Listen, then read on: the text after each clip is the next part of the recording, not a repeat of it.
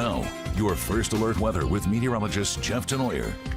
Well, Jeff, I'm sure Liz already asked you for perfect weather on the day. It was so fun last year. Yeah, I think she asked me on my first day when I started last November, actually. Really? She said, next year, the run's in October, can you work it out? I said, okay, we'll see what we can do. Talk to somebody up there, yeah. That sunshine is going to be beautiful this weekend, though. Gorgeous stuff. I got to show you something, though. Houston, we have a problem.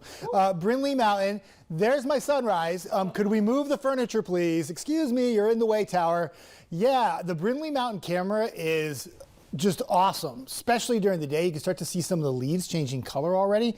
But for sunrise, yeah, maybe not so great because it has to peek right through this little triangle, but it's there and it's coming up. It looks really good through that little spot, waiting on the sun to pop right here in Athens.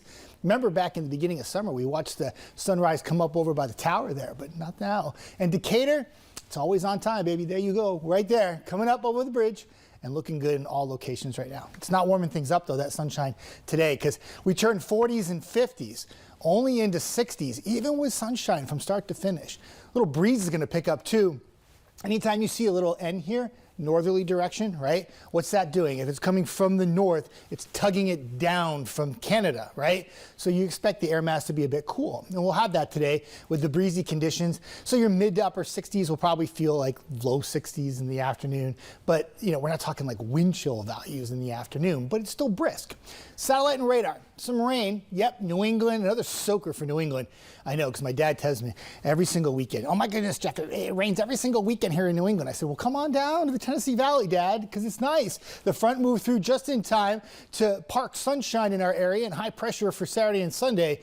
And it's turned out to be a beautiful upcoming weekend, fall-like feel for the first full weekend in October, because last week, of course, started on Sunday, October 1st. All right, drought monitor. Look at this, moderate for most of the area, right? Abnormally dry. Could use some rain. Obviously, we had some yesterday, but it really doesn't factor into that drought monitor graphic until next week, and it won't really matter much because it wasn't enough. But the drought monitor graphic gets updated every Thursday, so when you have rain on like a Friday or Saturday or Sunday, you won't see that reflected until the next update comes, which is, of course, 6 days away. Hour by hour forecast, lots of clear. So what happens is I usually show this graphic and I show you when the clouds are going to roll by or when there's some spotty shower chances or maybe a line of thunderstorms. Nope, not today. It's just sunny, and we're just focused on those temperatures that very slowly get to the 50s by noon, 60s in the afternoon, and that's where we stop with the breeze picking up throughout the day.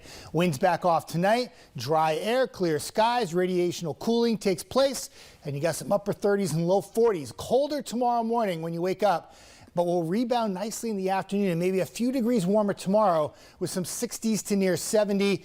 It's really 2 days that are very similar, but your coldest night of the weekend is not happening right now, waking up Saturday morning. It will be waking up Sunday morning. Temperatures moderate next week if you're not a fan of the fall-like cool. Another frontal boundary by the end of the week will trigger some showers for the end of the week and cool us off for next weekend as well.